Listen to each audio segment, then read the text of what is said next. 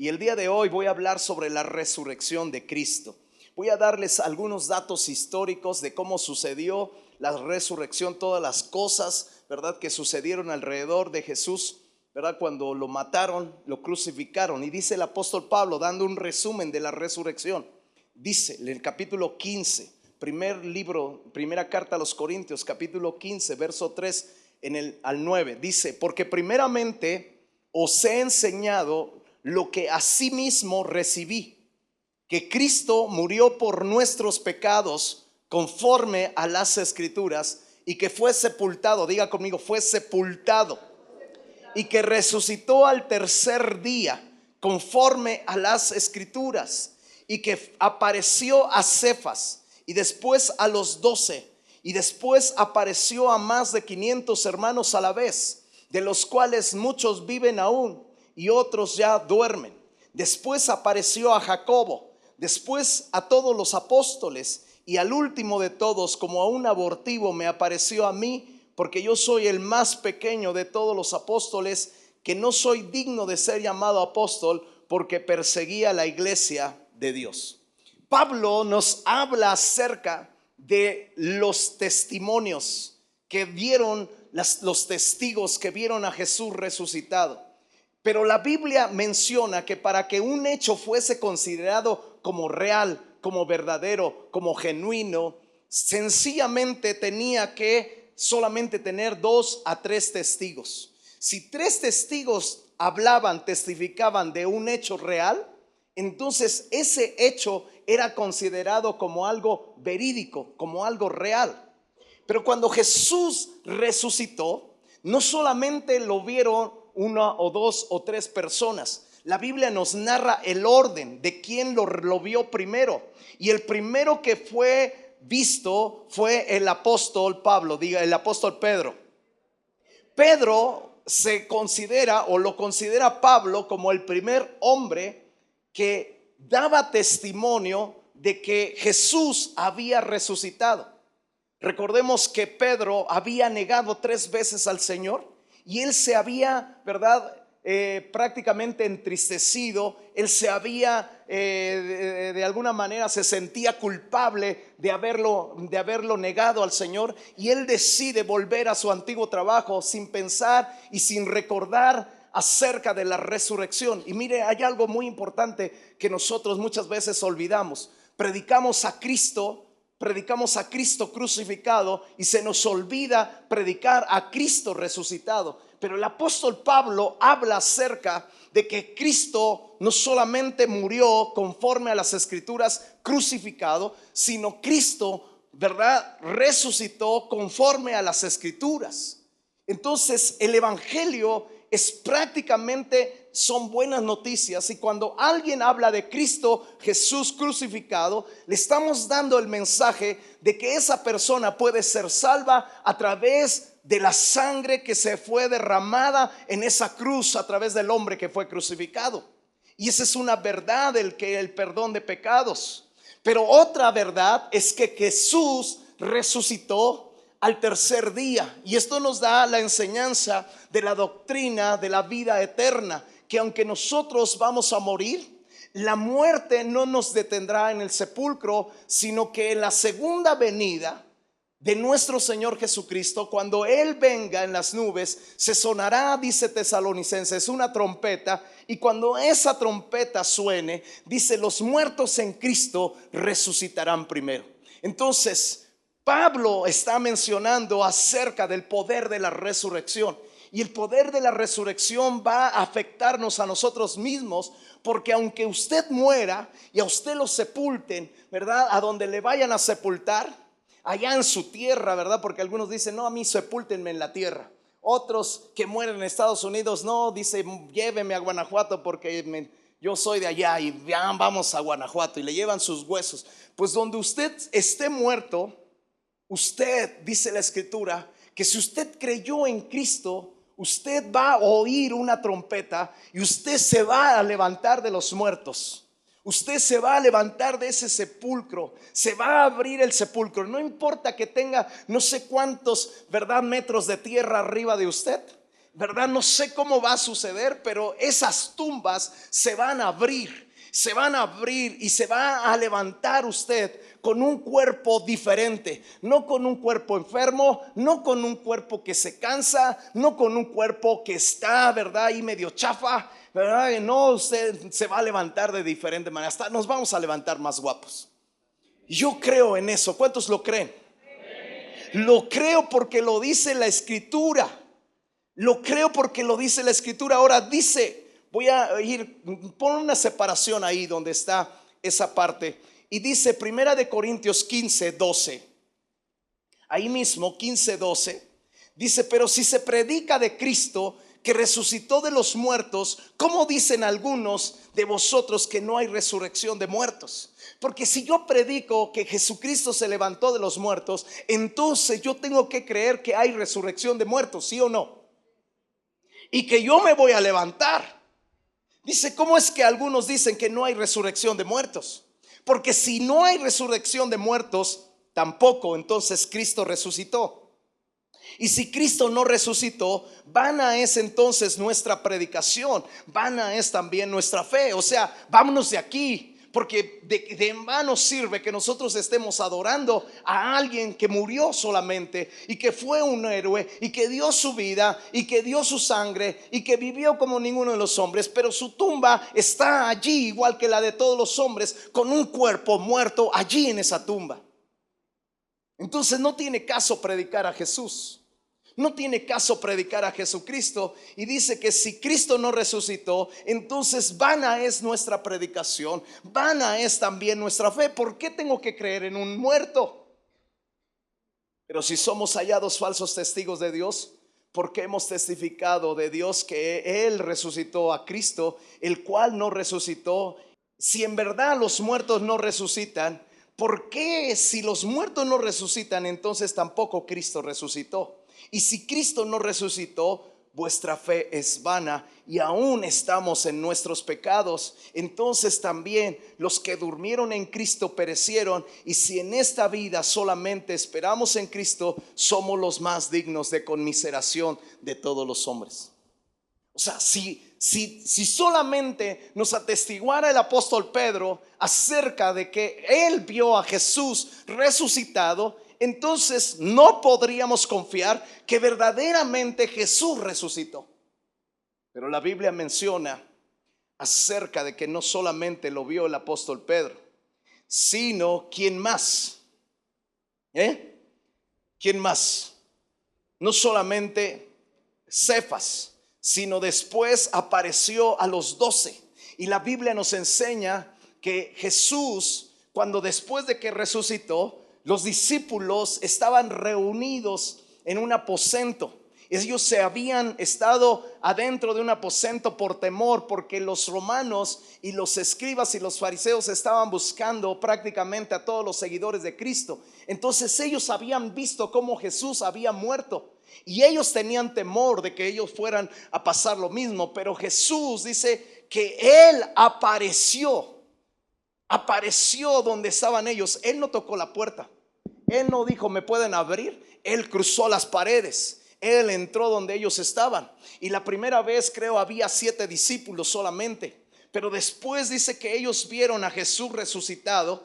Dice que cuando ellos estaban ahí 7, vinieron después los otros 5, entre ellos estaba Tomás, y le dijeron hemos visto al maestro. Y Tomás dijo, si yo no viese, yo no metiese mi dedo en su mano y no metiese mi mano en su costado, yo no voy a creer.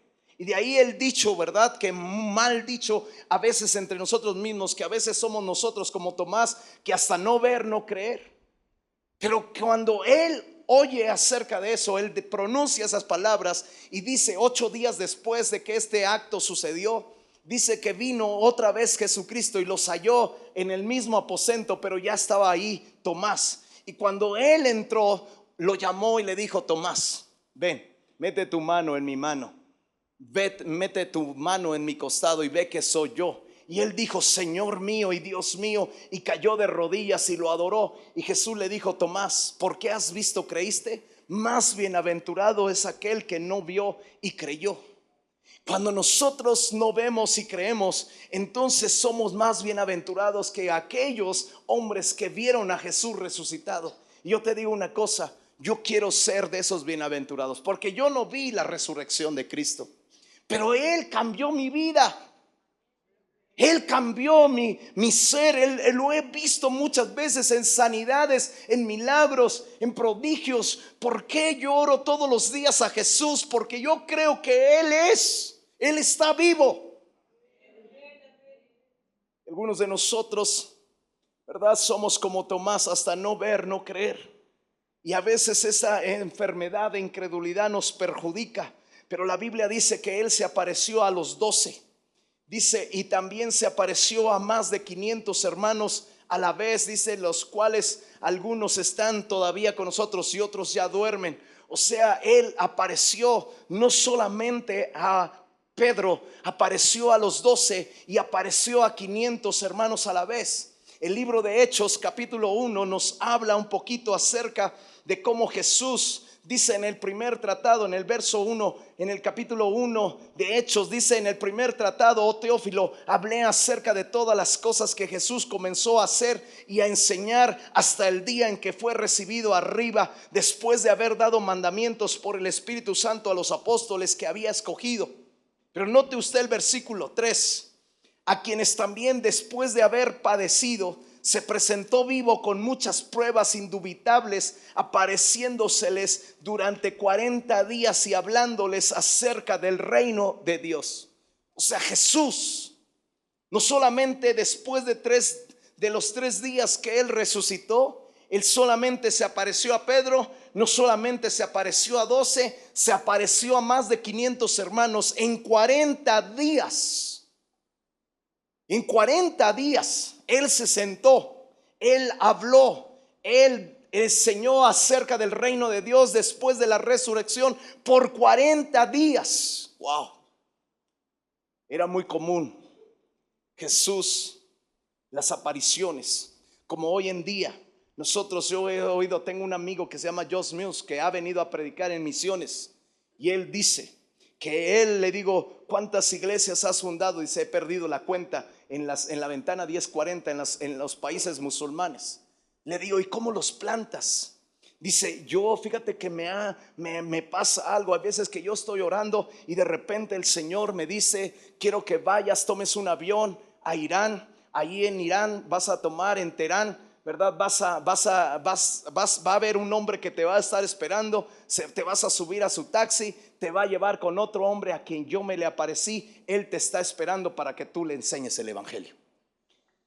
Y entonces dice, pues yo me levanto, tomo un viaje a Irán, bajo en Teherán, en la capital de Irán, y ahí cuando bajo ya me está recibiendo un hombre y me está diciendo, ¿usted es Josh Mills? Sí. Dice, bueno, me mandaron por usted.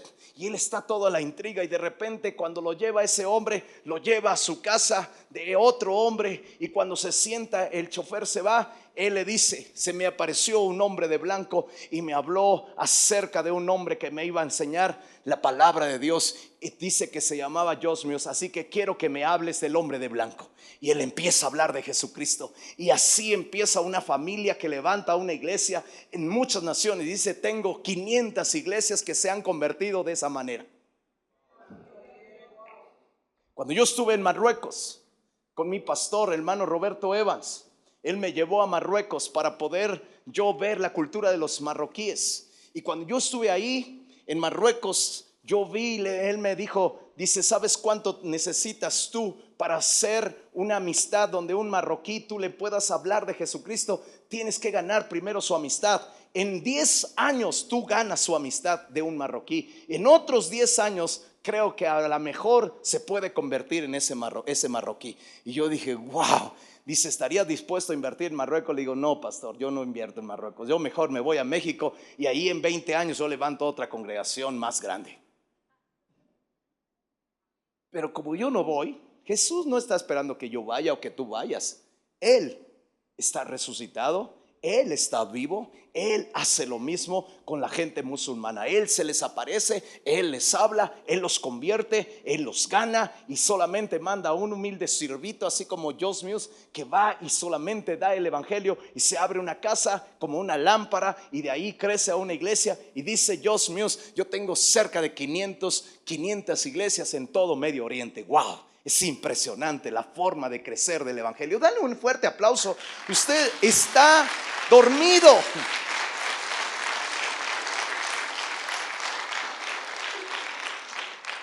A más de 500 hermanos se le apareció Jesús y sigue apareciéndoseles.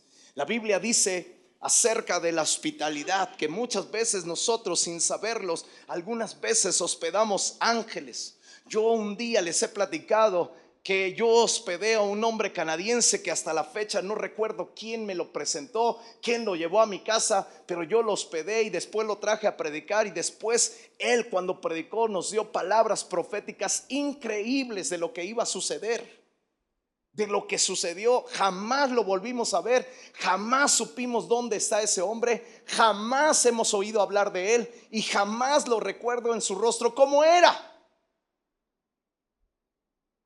Hay veces que nosotros podemos encontrarnos con Cristo Jesús, ¿verdad? Entre los 500 eran unos hombres de Emaús, que ellos eran unos discípulos que estaban prácticamente desanimados porque ellos pensaban que Jesús iba a ser rey sobre la nación, ¿verdad? Y que iba a destruir a los romanos, no sé qué pensaban. Y cuando Jesús muere en la cruz, aunque ellos oyeron acerca de las mujeres que había resucitado, ellos no creyeron y ellos se regresaron desanimados a su tierra. Y ahí en su tierra se les junta alguien y empieza a platicar con ellos y ellos no sabían que era Jesús.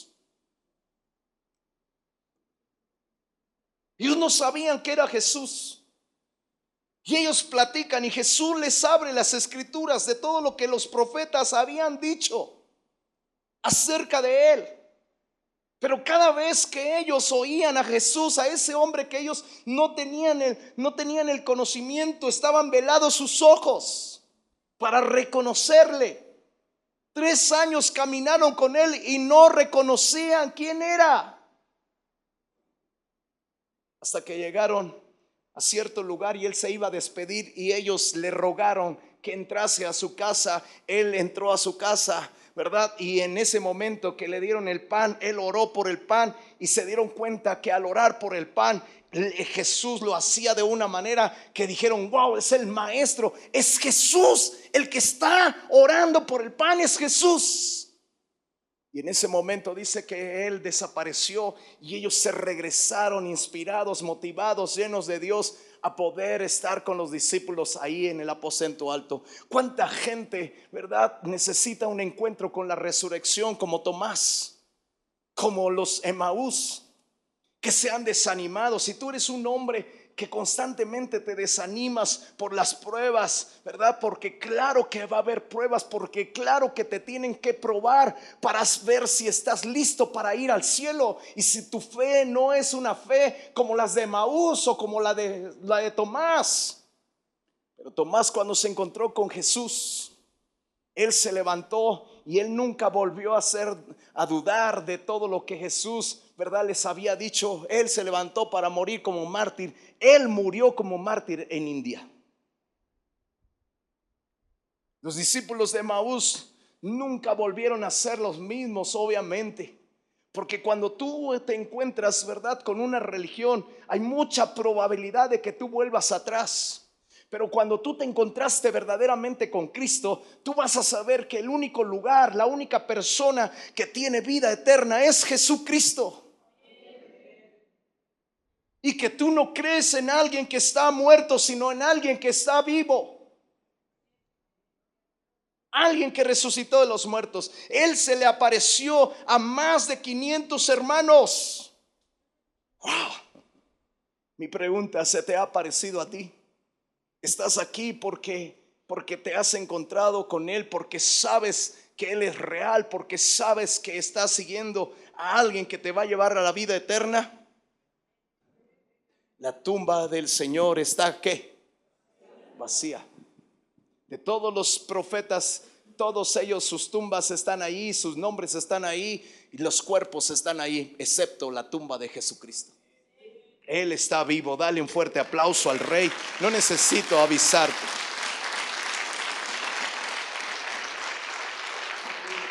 Ahora escúchame bien. Marcos capítulo 15, verso 42. Voy a narrarte la historia o lo que me alcance de tiempo para narrarte la historia de la resurrección. Marcos capítulo 15, verso 42. Estos son los hechos.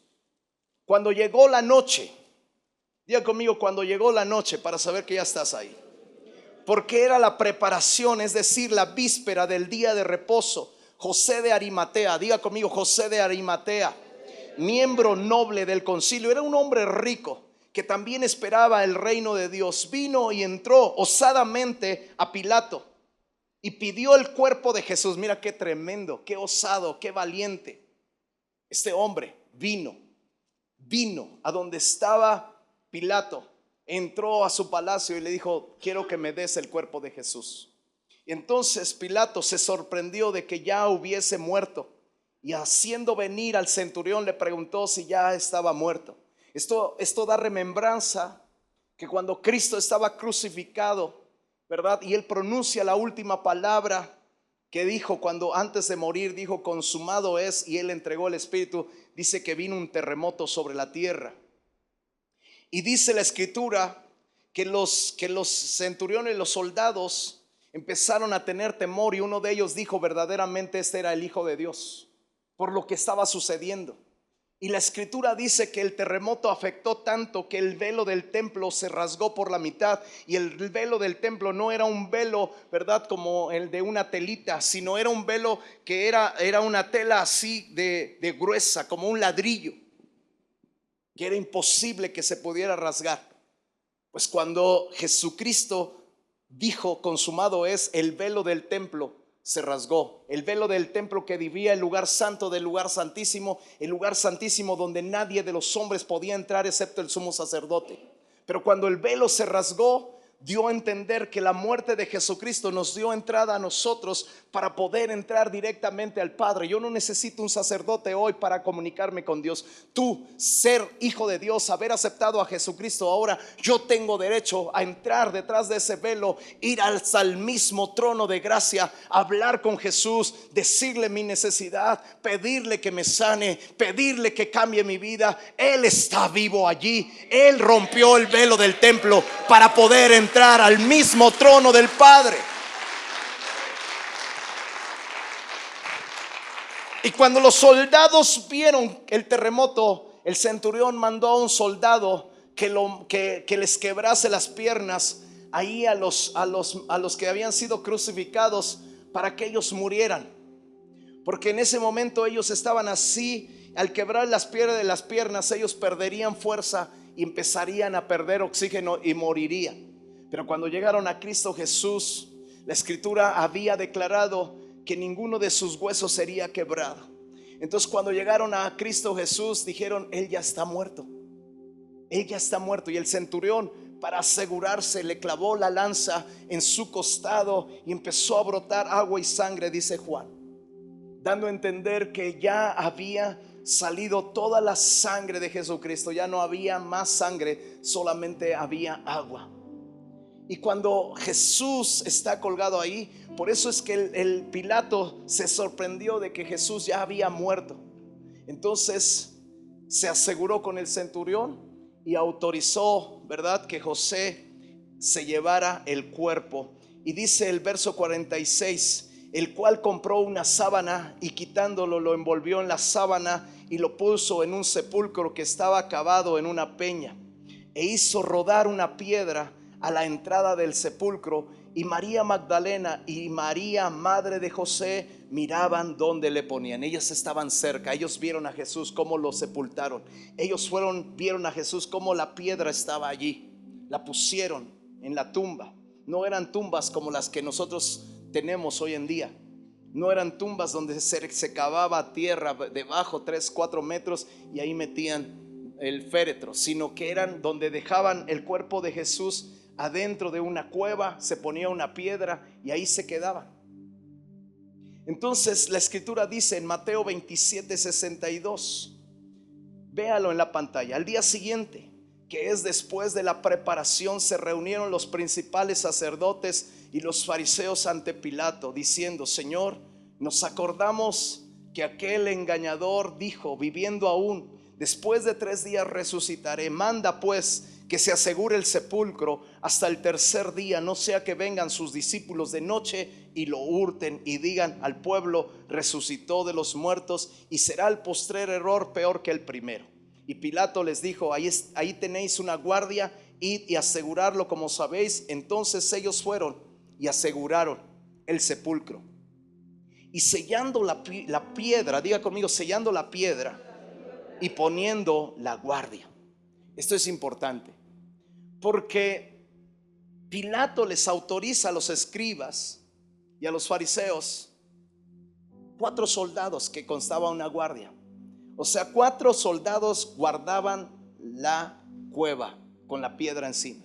Y no solamente esto, sino que sellaban la piedra con un sello romano, que si quitaban esa piedra, ese sello iba a ser violado, y por lo tanto aquella persona que fuera tan osado de poder quitar la piedra y quebrantar el sello romano, inmediatamente se hacía merecedor de la muerte. Pero esto no sucedió así. La Biblia nos dice en Mateo 28:1, pasado el día de reposo, diga conmigo, el día de reposo, al amanecer del primer día de la semana, o sea, el domingo, un día como hoy. Por eso es que se le llama el domingo de resurrección, porque el primer día de la semana, dice, vinieron María Magdalena y la otra María a ver el sepulcro, y hubo un gran terremoto. ¿Qué? ¿Un gran qué? Porque un ángel del Señor descendió del cielo y llegando, ¿qué dice? Removió la piedra y se sentó sobre ella. Su aspecto era como un relámpago, su vestido blanco como la nieve, y de miedo de él los guardas temblaron y se quedaron como ¿qué? Como muertos. Ellos vieron el ángel. Ellos vieron como el ángel con su fuerza movió la piedra que pesaba toneladas, o sea, no sé cuántos kilos pesaba, pero no la podía mover solamente un hombre, no la podía mover entre varios, tenía que haber mucho esfuerzo para mover esa piedra. Además estaba sellada, pero el ángel, con la fuerza que nosotros no comprendemos, él solo movió la piedra y se sentó sobre ella. Se sentó sobre ella, y dice que los guardas estaban llenos de miedo. Mas el ángel respondiendo dijo a las mujeres: no temáis vosotras, porque yo sé que buscáis a Jesús. ¿A quién buscáis? Al que fue crucificado. ¿Por qué buscáis entre los muertos al que vive? No está aquí, pues ¿qué dice? Ha resucitado. A veces, iglesia, a veces nosotros buscamos a Jesús, pero lo buscamos entre los muertos. A veces, te voy a poner un ejemplo. A veces cuando nosotros tenemos una necesidad, oramos a Dios, pedimos, ¿verdad? Inmediatamente después de que pedimos, salimos, agarramos nuestra cartera, tomamos nuestra tarjeta de crédito y nos endrogamos con la necesidad y decimos: Jesús está detrás de todo esto. Tú buscas a Jesús entre los muertos, porque Jesús no se mueve así. Jesús no te llevaría a tomar una tarjeta de crédito para endrogarte y después que tú estés pagando intereses y que tú estés endeudada o endeudado con muchas deudas, con algo que ya es impagable. Jesús tampoco se movería de una manera que tú estás enfermo o viene una enfermedad sobre ti y te postras y oras, y al poquito tiempo siguiente empiezas a buscar a un médico que te pueda atender, ¿verdad? Y te pueda ayudar en tu sanidad. Eso no es así. Si tú vas a buscar a Jesús en una necesidad, tú tienes que buscarlo como alguien que está vivo, no como alguien que está muerto, sino como alguien que está vivo, que tiene el poder para poder cambiar tu situación económica, tu poder, tu enfermedad, tus dolencias, tus problemas, tus carencias, yo no sé cuántas cosas. Un matrimonio, leí un testimonio de un matrimonio en estos días. Y la historia comenzaba de un matrimonio que tenía muchos problemas económicos. Y los dos se miraron y dijeron: vamos a orar, vamos a pedirle a Dios que Dios nos dé una palabra en la cual nosotros podamos salir adelante en este problema financiero que tenemos. ¿Y sabes qué hicieron? Doblaron sus rodillas. Y de repente oyeron un ruido, como de un sonido, de algo como si estuviera grabado, y decía: si tienes una necesidad, llama al 911. Llama al 911. Y dijeron: ah, caray. Y empezaron a seguir esa vocecita que venía. Y resulta que llegaron al garage de la casa. Y ahí encontraron una ambulancia de juguete que se prendió. Y en ese momento se oía una voz que decía: si tienes una necesidad, llama al 911, llama al 911, llama al 911, llama al 911, llama al 911. Y ellos se quedaron sorprendidos y dijeron: ¿qué es esto? ¿Por qué este juguete se activó en el momento que nosotros oramos? Y ellos empezaron a meditar y el Espíritu les habló: lee el Salmo 91:1. Ese es el 911. Si usted tiene un problema, busque el 911. ¿Sabe qué quiere que habla la palabra? El que habita al abrigo del Altísimo morará bajo la sombra del Omnipotente.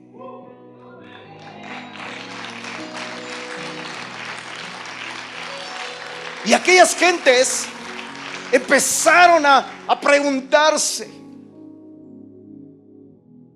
¿quién activó esa ambulancia con ese número? ¿Por qué el 911? ¿Por qué el Salmo 91:1? ¿Qué quiere decir esto? Y ellos volvieron a preguntar a Dios y encontraron Mateo capítulo 6 versículo 6, que dice: mas tú, cuando ores, entra en tu aposento y cerrada la puerta, ora a tu Padre que está en lo secreto, y tu Padre que oye y ve lo secreto te recompensará en público. La historia termina donde ellos oyeron a Jesús, que está vivo, diciéndoles: vayan a mi Padre, cierra la puerta, ¿verdad? Entren a un cuarto, cierren la puerta y ahí exprésenle su necesidad, y Él les ayudará en toda su necesidad. Al poco tiempo ellos recibieron la respuesta de Dios. Pero qué tremendo es confiar en un Dios vivo. Pero hay veces que nosotros pensamos y creemos que la tarjeta de crédito es Jesús y que Dios se mueve a través de esto. Pero a veces tu cartera está muerta igual, y tú buscas a Jesús entre los muertos. Hay veces que nosotros vamos con el compadre, viene una necesidad y vas con el compadre que se emborracha, que le va bien en su negocio y que esto, ¿verdad? Pero es un hombre y está muerto espiritualmente. Tú buscas a Jesús entre los muertos. A veces una enfermedad. ¿Cuánta gente busca la sanidad, la salvación en los espiritistas, en los brujos, en los hechiceros, en el tarot, en los santeros? Ellos van. ¿Por qué buscáis al que vive entre los muertos? Pero cuando tú y yo hemos creído en Jesucristo, nosotros entramos al lugar secreto y habitamos al abrigo, a la sombra y al abrigo del Altísimo. Y ahí en ese abrigo nosotros hacemos algo sencillo, donde tú te postras como Tomás, que se postró y dijo: Señor mío y Dios mío. Y ahí expresas tu necesidad, y ahí expresas tu dolor. ¿Sabes cuántas veces he entrado al lugar santísimo con una necesidad? Muchas veces. Por un dolor, muchas veces. Por un órgano que tengo, ¿verdad? Que a veces batallo Se está muriendo, a veces resucita, vive, muere, quién sabe, pero ahí voy con Él. ¿Y sabes qué? Nunca de los nunca me ha fallado, porque Él está vivo, Él no está muerto. Y yo, mi pregunta para ti: ¿Jesús está vivo para ti o está muerto? Porque si Él está vivo, tú tienes que aprender a depender aquí de Él.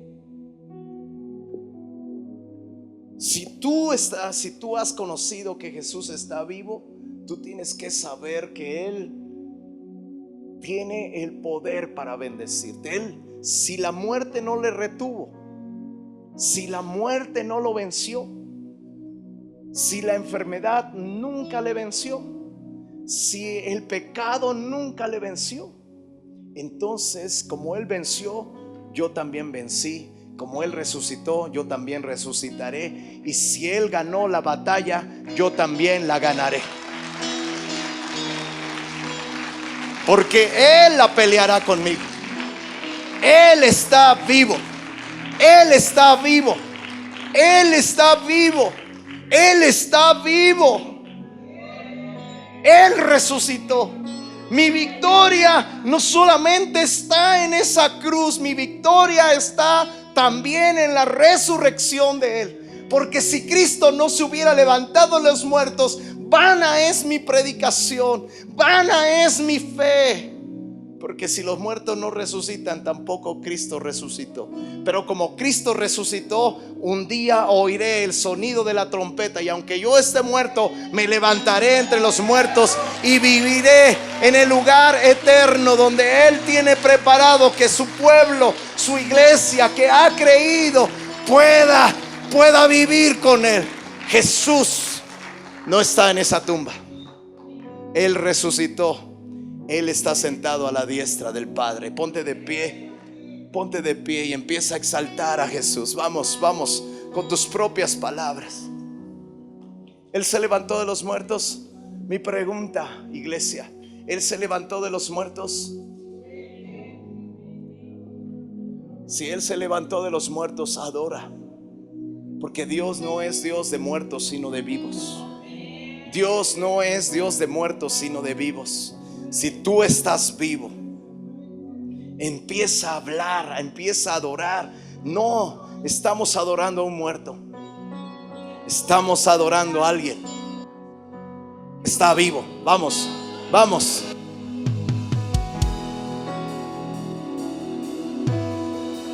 Él vive.